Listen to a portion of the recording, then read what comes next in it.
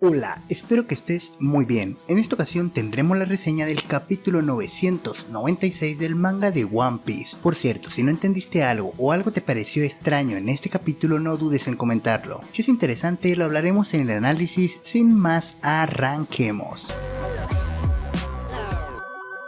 Esta vez el capítulo lleva por nombre La Isla del Más Fuerte. En la portada Kurohige se lava los dientes junto a un hipopótamo. Al parecer compiten por ver quién tiene más dientes. Para desgracia del pirata parece ir en desventaja. El capítulo nos sitúa en donde se quedó la ocasión anterior, justo después de que Tama-chan llegara al rescate. La pequeña toma a nuestros Mugiwaras para escapar del lugar, dejando atrás a Ulti y a Page One, quienes pelean por ver quién de los dos va a perseguirlos. Sobre el pequeño y diminuto perro, Nami le pregunta a Tama cómo es que ha llegado hasta ahí, a lo que la pequeña responde que ha llegado en una nave de los enemigos. Pero antes de que nos pueda dar más detalles, vemos que el mono bajo su control se enfrenta a los hermanos Lagartija, y mientras están alejando, Tama le pide a su peludo amigo que los detenga por 3 minutos, cosa que Nami desaprueba, pues piensa que no podrá hacer nada en contra de ellos, ya que ellos son muy fuertes. Claro, el debilucho cree que todos son de su condición. La cuestión es que Tama se enoja, ya que Nami no debería de verlos hacia abajo. Al final ellos también son samuráis y llegaron a Onigashima a pelear con todo lo que tienen. Pasamos a la zona donde está Yamato, quien está mandando a volar a los subordinados de Sasaki uno tras otro, pero las cosas no son miel sobre hojuelas para esta intrépida joven, ya que está recibiendo mucho daño en el proceso. Y es que para bloquear los ataques dirigidos a Momonosuke ha tenido que usar su cuerpo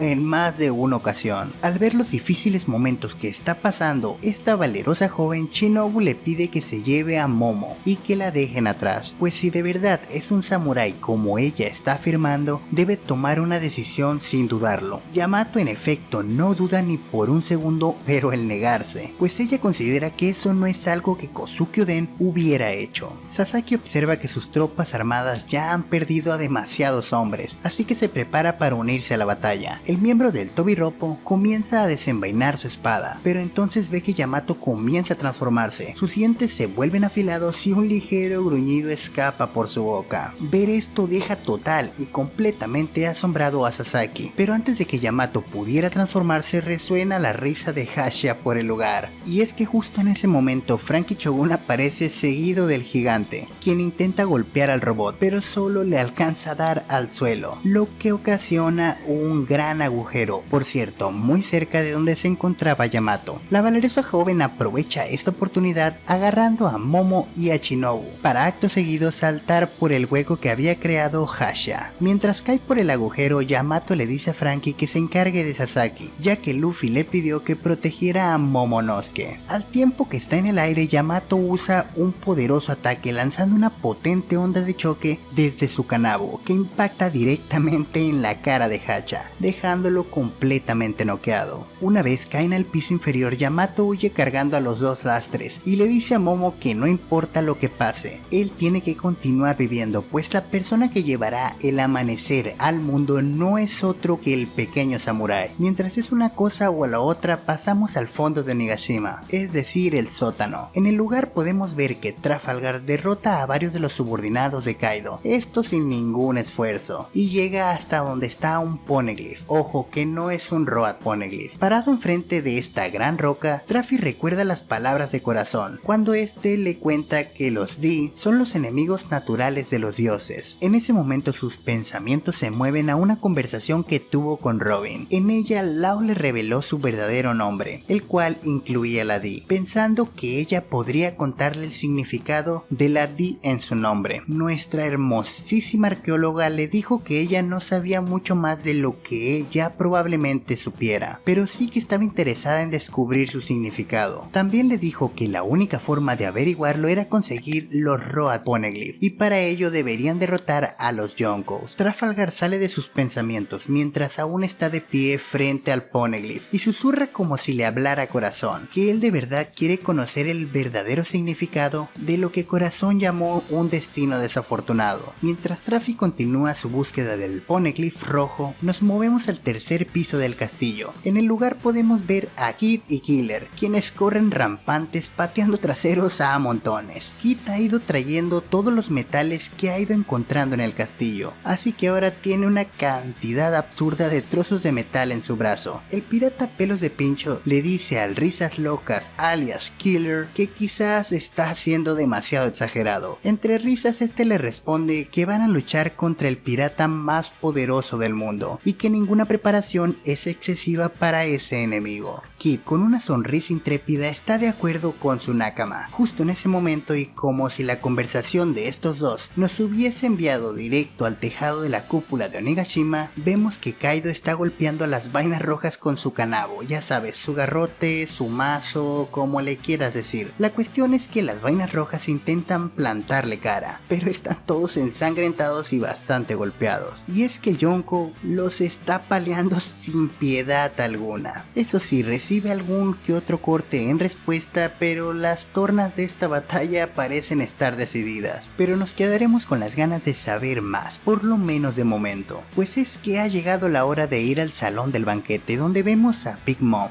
quien llega volando a la sala. Esto asombra y hace entrar en pánico a todo el mundo, pero ella proclama que no está interesada en pequeñas papas fritas, pues tiene asuntos más importantes que tratar en la cúpula, que es donde está Kaido. ¿Huelen eso? Huele muy fuerte a traición. Por cierto, en esta parte vemos que la paleta de Tanuki ya está a medio congelar, pero antes de que esté completamente congelada, tenemos otro cambio de escenario. Esta vez nos movemos hasta donde está el grupo de Luffy, Jinbei y Sanji, quienes casi han llegado a las escaleras que conducen al tercer piso. De repente, Sanji escucha algo, a pesar de que Luffy y Jinbei no escuchan nada, y se trata de la voz de una mujer que proviene del tercer piso. Como era de esperarse, la perversión lo hizo alcanzar un gran avance en su haki de percepción. La cuestión es que al escuchar lo que se dice, la cara de Sanji se vuelve sombría y sus ojos se inyectan en sangre, casi como si la electricidad recorriera su cuerpo entero. Ahora mi pregunta para ti, ¿crees que Sanji esté sorprendido porque está celoso o la voz de esta mujer ha despertado algún recuerdo sensible? Por cierto, la voz, aunque no sabemos quién es porque parece estar cantando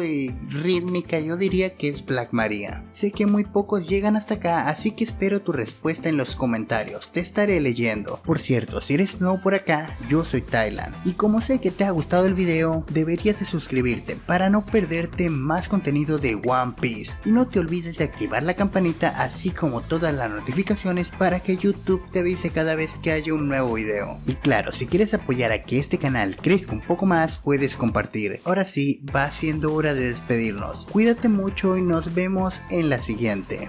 Bye bye.